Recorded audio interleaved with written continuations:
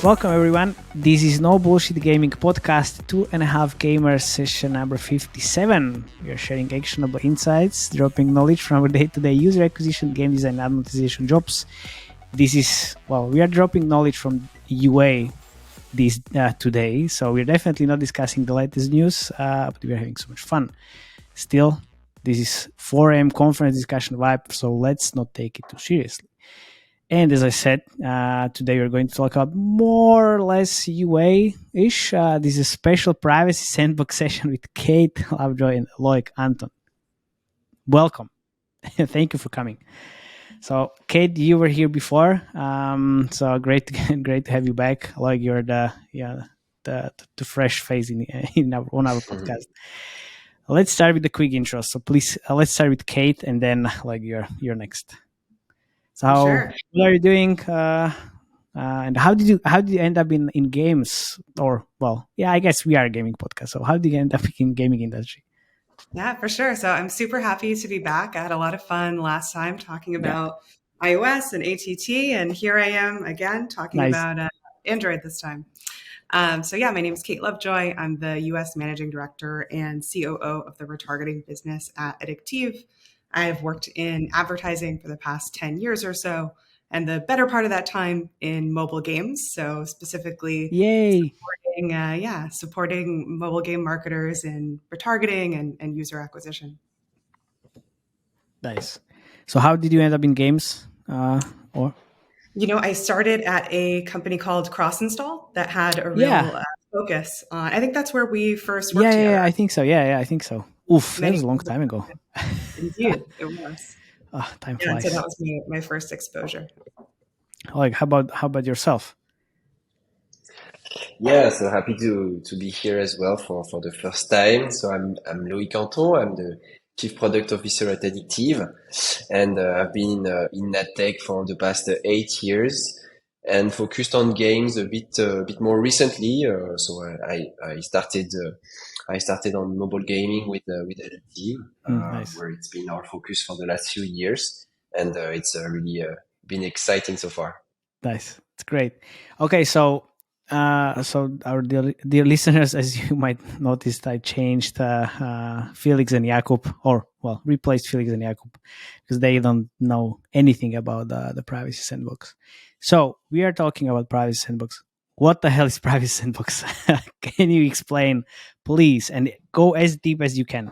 It's really interesting story. Not that many information is still out there, so. Let's kick it off with like a warm-up question. Yeah, so what is Privacy Sandbox? So first of all, it's something big. Nice. So it's overall it's a technical project from Google.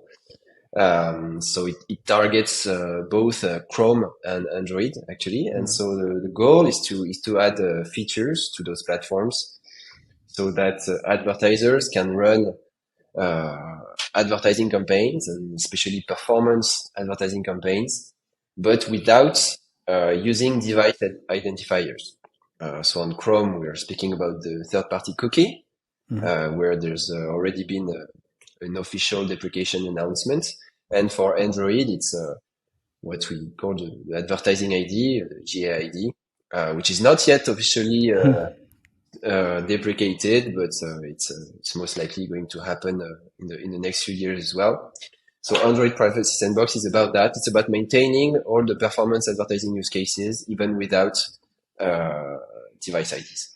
Okay, so the thing is, like, do you think people care if about the privacy? That's the first thing, because Apple did this as well, and they say, "Oh, well, this is great for players and for people." And everybody I'm talking to, they say, "Oh, well, I don't care," honestly. Are you talking to a lot of marketers, Matej? Maybe. No, but like the players in general. Also, I guess there is maybe a little bit of bias because they are developers as well. But I'm talking also non-developers, and they say, "Oh, well," when someone asks me, "Oh, well, do I care about the IDFA?" I didn't even know what IDFA. That's their answer immediately. So, do you think they care that much, or is it really necessary? I think users care about privacy. I think if you ask someone, do I care about being tracked around the web, on my phone, they would probably say yes. I think you're right that they don't really know they don't know the specifics. They don't know that there's a particular ID that's following them around everywhere. But I think what Google's done, and we might get into this a little bit later, is created a more elegant solution for privacy, for addressing privacy. The whole aim with Fledge is that you don't have to expose your ID at the user level, but you can still participate in targeted ads. Okay. So how does it work? Like the whole privacy sandbox and. So there's kind of an overarching concept, which is the fact that the personal data, such as device ID today, but it also covers other kind of data coming from the phone, should stay on the device and not be shared to remote servers, remote infrastructure to be processed away from the device. So that's really the concept. Keep the personal data on the device. It can be used, but it has to stay on the device instead of being shared to remote servers. So very concretely, app developers that work with the Privacy Sandbox, they can use some new APIs provided by those platforms to ask to manage the marketing use cases that require a device ID. Like so, we mentioned targeted ads. It can also be use cases around measurement, like attribution of post installs, or ROAS measurement, these kind of things that rely on device ID today. So those use cases, you basically have a set of APIs within Chrome, within Android, to manage the use case, and that's basically how it works. So you have this abstraction level. Chrome is doing it for you. Android is doing it for you, and you don't have to collect the device ID because it's being used in the background without you having to use it. Okay. So why should we kind of like pay attention to the Privacy Sandbox, and is it something that we need to actually take care of right now, or we have some time? Yeah, I mean, I think we definitely have time here. Okay. It's important to start paying attention to it. I mean, it's another, I think, essential shift in our industry. There are two things that I think will be important. One is that we're moving away from user level bid pricing and creative assignment. So all of that is moving from the user level to the audience level. So ad buyers will have to have that in mind. And I think that will have implications. And the other thing is reporting does change. So no longer real-time unlimited reporting of attributed conversions and revenue, but we'll have to adjust campaign pipelines. So that doesn't mean we can start making those changes today, right? We can't start that so much, but we can kind of have that in mind and prepare for it. I think what you can do today is start talking to your vendors that you're working with, your advertising vendors. Most likely they have some sort of beta with Google that you can start participating in. Okay. And so do you think still there can be a few changes happening to like the whole framework of the Privacy Sandbox? Or because what I'm trying to say is like, I did a lot of preparation for ATT, which was definitely not very useful. So I'm trying to avoid spending so much time and resources to figure out everything just beforehand. So because if now I pay attention to it and then everything changes again, like I'm fucked, basically. No, I think you're perfectly right. And to be fair, I think here we are following the same story to some extent. The main difference is that for SCAD networks, everything changed while it was already in production for all devices. And here Google is actually doing it like before general admission, right?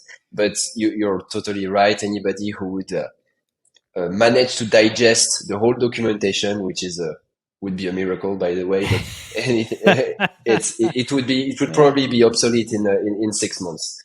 So yeah, even though there's a beta that's already live and available on the real end user devices, specifications, constraints are changing almost on a monthly basis. So we are not we haven't reached like a phase of stability on the feature set today. So when you say the beta is out, like what can you actually beta test? How should you use it? Yeah, well, the main features, as we mentioned, concerns targeted ads. So what you can test is definitely trying to show ads within this new framework that's leveraging the new APIs. So Privacy Sandbox includes a feature called Fledge that lets you define audience rules, so that you display ads only to users who have matched the rules that you expect. So this kind of scenario, you can test it. And the other thing that you can easily test is the reporting part. The reporting feature of Privacy Sandbox is similar to SKAd Network reporting framework. So it has a limited conversion values and this kind of constraints. So this is already something that you can try, seeing if you get those conversions for real users who are doing installs and post-install events. That's already usable. Okay, and where can you do all of these interesting things? Because I can already see myself trying to explore this because it's reporting and the targeting is kind of interesting thing. Yeah, well, that's the hard part, to be honest, because because there's a very complex technical environment to set up, which includes many new components on Android side. So basically, without having really an SDK presence within an app, it's impossible to test today. You also need to have some kind of backend to process some ad requests, because and the creatives, of course. Really, Privacy Sandbox embeds a whole advertising mechanism, and this includes mobile side code, backend code, creative serving, and of course also some also backend features to receive notifications of conversions and these kind of things. So it's a complex technical environment to set up at the beginning. So that's why, as Kate mentioned, I think advertising vendors are trying to spend time on it as soon as possible to get the technical environment up and running, so that when you really have to use it in production, you're not in a rush. Okay. So I would need to talk to the UA channels to see if I can explore the Privacy Sandbox. Okay. And are you already testing it? I guess. Well, I guess you are, right? I hope so. We are. Yeah. Nice. Any initial interesting things that you can share? Besides that, it's really complex, but ATT and the scan is really complex as well. It took me a few months and maybe even a year to actually figure it out. Yeah. So yeah, we're definitely testing and following all the updates, thoroughly. We were lucky enough to have like a privileged access to the Google PMs and engineers working on it. I think as a player of mobile app retargeting, we really have an advanced use case of targeted advertising. So I think our inputs are useful for Google to actually test the technical limits of their sandbox, especially all this processing that we're used to doing on our servers, but it's now supposed to be done on the device. So that's really I think a question mark still today for Google, whether that's too much computing for a device or not. So I think here our inputs are useful. So yeah, in terms of experience, we mostly provide feedback on the features of the sandbox. Telling them whether the features work as expected. And we also sometimes raise like higher level issues that are more related to our business. An example is that for us, for Addictive, which is a DSP, so we don't have any SDK presence today in Android apps. So as I said today, it's impossible to use the sandbox without having actually code running on the Android app. So I think that was one of the topics that we raised. So we need to manage the audiences on behalf of advertisers. However, we don't have any SDK presence. So, we need to find a solution to manage. Potentially, you would need to create an SDK for Addictive services and then ask every client to implement it. Ooh. Absolutely. Absolutely. So that's the scenario that we're prepared for. However, we'd like to suggest Google some alternatives, of course. And I think that, they're listening. They of course have plenty of constraints that we're unaware of, but overall, they just want to maintain the business that they have today. So I think they're listening to all the valuable inputs that we can provide on how to maintain the business volume as it is today. Yeah, so you're amongst the few companies that work with Google. Checking the list, like how did they even get there? It's like they just approached like, hey guys, I know you are a big player, like you said, like you're a big player in mobile gaming business. We want to talk to you. Yeah, exactly. Yeah, go ahead. I mean, they work with us on the supply side, so we're buying on Google. And again, their solution has a retargeting focus, right? So with ATT, if a user opts out, there's no targeting. And what has that led to? It's led to, predictive retargeting on zero IDFA users. That's what that's led to. Google is actually trying to have a solution with Fledge that allows for retargeting. And so with that, I think it was important to them to work with and reach out to retargeting partners like us to talk through what that actually looks like. How does that cooperation look like actually? Do you have like weekly calls? You fly to California to meet them face to face and talk about it, to have a workshop? Yeah, we have regular meetings with them on the calendar, and they've also been willing to do workshops with our partners, which has been super valuable. That's great. As mentioned, like everyone is trying to figure this out in real time. Like what are the implications of this? And they've done workshops with us, which has been amazing. How does that workshop look like? I'm very curious. So you sit down with the team on Google, and they are trying to explain what they're doing. Why is this important, and then get feedback, or like how does that work? Yeah, exactly. So we have like a direct contact over there who we kind of prepared materials with ahead of time, decided what Addictive would speak to, what they would speak to, shared some feedback, and then got on a call with some of our top partners. Nice. Okay. How's that? Like, what kind of feedback you are sending to Google? Like, hey guys, well, this is not working. Come on. Or, well, we don't want to implement SDK to every client's app. Yeah, that's pretty much it. A bit of both.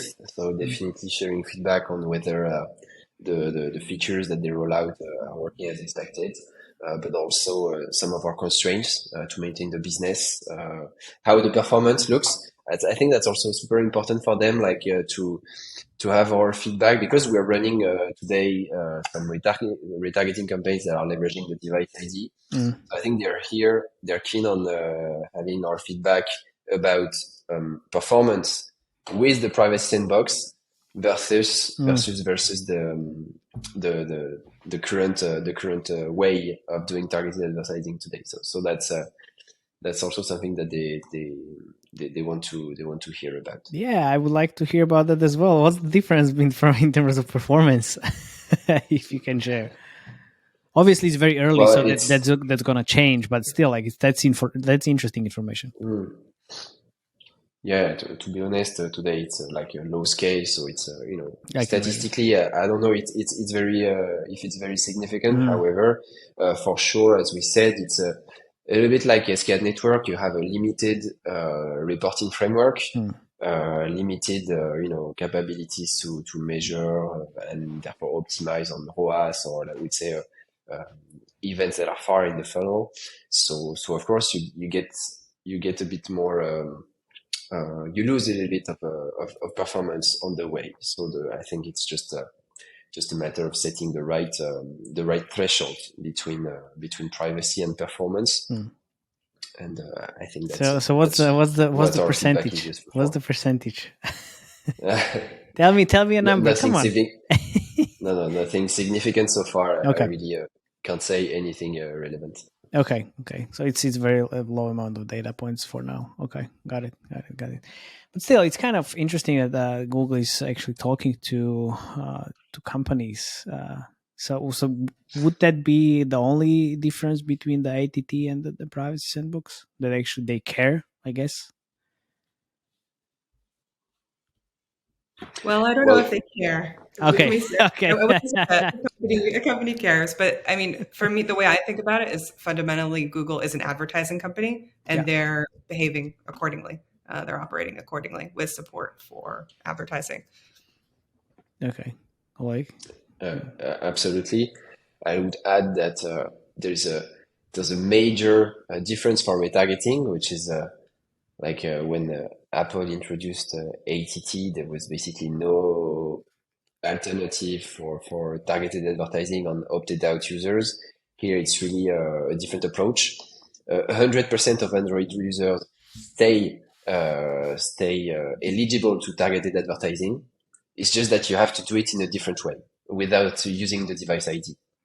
So I think that's very an interesting approach for us, because we manage to accommodate both the constraint of privacy and the constraint of maintaining an advertising business.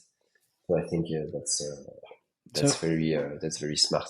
Yes, you already touched that audience is kind of change and that reporting change. Like how exactly that looks like? Like, can you give me like an example, like how to define the audience, for example? Like how did it? How was it before, and like how is it now with the privacy sandbox? Just I can kind of like picture it.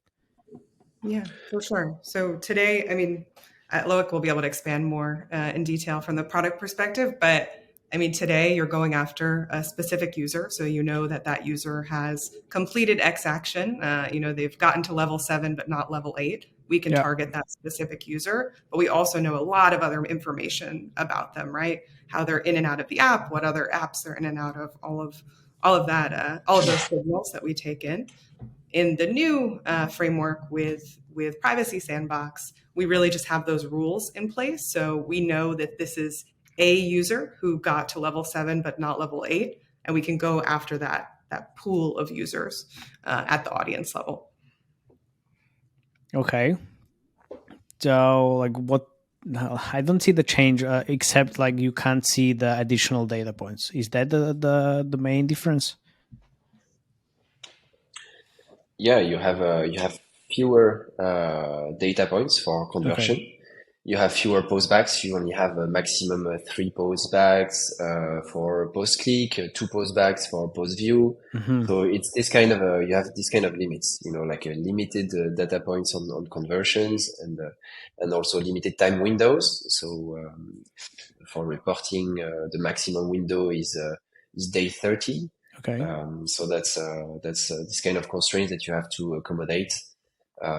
For audience definition and targeting, it's even more another word, because before, again, you would collect all the data, all the events from an app with a device ID associated. So you get the whole history of actions per user. Yeah.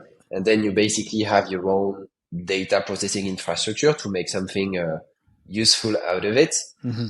But now it's the other way around. Like you're going to push your targeting rules to the device. So you're going to push to the device. Okay, just send me ad requests for users who've installed in the last months, but who've been inactive in the last 7 days. And then you just expect that it works because you will receive ad requests. You will receive ad requests identified with the audience name corresponding to those rules. But you will not know who's actually behind those requests. You just expect that it matches the rules that you've set. Okay. Now I get it. So yeah, you need to think about the rules before, and now you can actually just take all the data points and say, well, this looks good, this doesn't look good. Then you will just figure something out based on the data points. Now it's the other way around. That's kind of interesting. Okay. All right. You mentioned the limited data for the reporting, and basically, I guess everything in terms of the data. How does the conversion window looks like for different postbacks? Is it just let's say in first day you can get one postback similar to Scan4, and then you have different time windows for each postback, or how does that work? Yeah, it's really similar to SKAd network.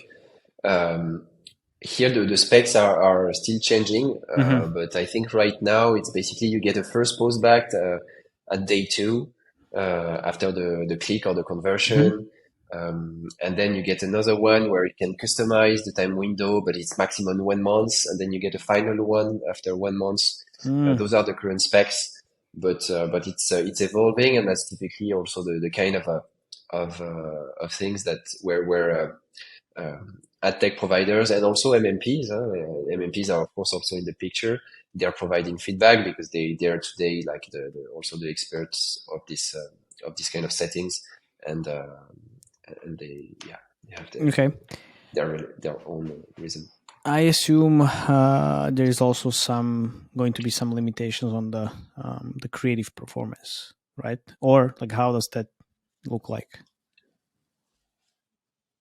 Yes, well, so personalization at the user level of creative content is not doable anymore, as we said, because you do not know exactly who is sending an ad request. So you're still able to customize the creatives per audience. Let's say I have a different creative for my UA than for my retargeting. That's really basic. Even within retargeting, depending on the audience you want to retarget, you can have different creatives. However, I would say like a really hyper targeted use case, like show me a creative with the last shoes that I've seen on the website or on the app just before. This is not possible anymore because you do not know that it's the same person. Yeah, you can't identify the person. Okay, so what are you going to do on the creative level? Yeah, I mean, we are lucky in that we have internal teams who have been focusing on building creatives based on the audience level for a long time. So we kind of have married the machine learning and the models deciding what creative to show to what user at what moment with this human aspect has always been kind of part of our business is looking at how the creatives perform, like trying to intuit based on the data what ads we should be showing to which group of users. So, for example, if we have a simple example, like a payer audience who is many levels into an app, we would show them different ads than we would show to a user who's installed in the last 7 days. That sort of thing we'll still be able to do because it's really creative at the audience level and not at the user level. But it'll be an interesting challenge to kind of go into this next phase. Oof, yeah, I can't wait. I mean, I was always positive about the ATT and about the iOS changes. So I think like this is just inevitable and will happen at some point in the future. Any like at least like information about like, I know you mentioned but it might be just in a few years, but anything more concrete that you can share? So there's an agenda on Chrome where there's there's the official deprecation of third-party cookies that has been announced, I think, for mid next year, something like that, if it doesn't get delayed. For Android, nothing specific yet about the device advertising ID. However, we should probably expect it to be not earlier than Chrome first, but also not very not very further away either. So I would say late 2024, maybe 2025, this kind of range. Plenty of time then.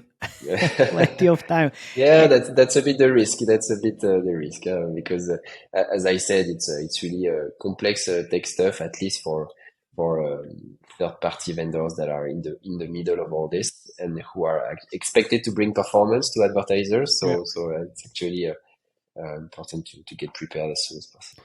So who do you think is going to be more like suitable or have more advantage from the I guess data team point for this privacy sandbox to actually excel like with the iOS? Because I think like right now smaller companies, they're more agile and more flexible, can do things or like change things on the product side, while the bigger companies, they're really slow and kind of can't make so many changes anyway. Like I guess, yeah, any ideas like who can actually benefit?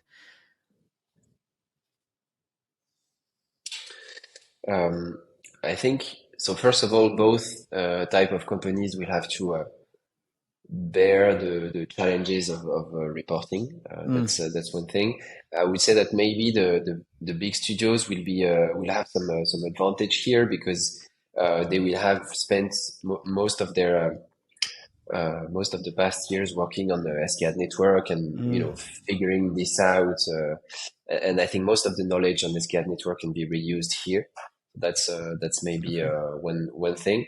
However, small studios can also maybe benefit from the overall anonymity of Android users that will have to maybe have also a better retention on their most valuable users.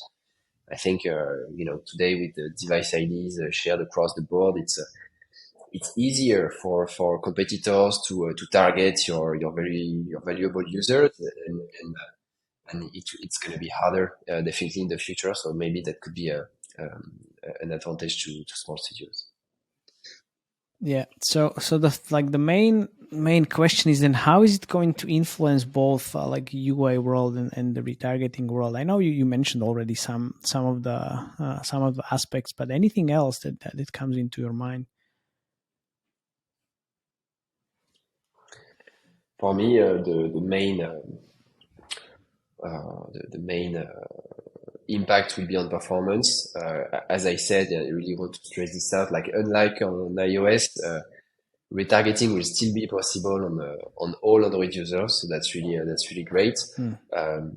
And so overall, the use cases will remain, but the performance measurement and optimizations will be more constrained. So to me, it's likely that ROAS will decrease across the board a little, as we've seen on iOS. That's for sure.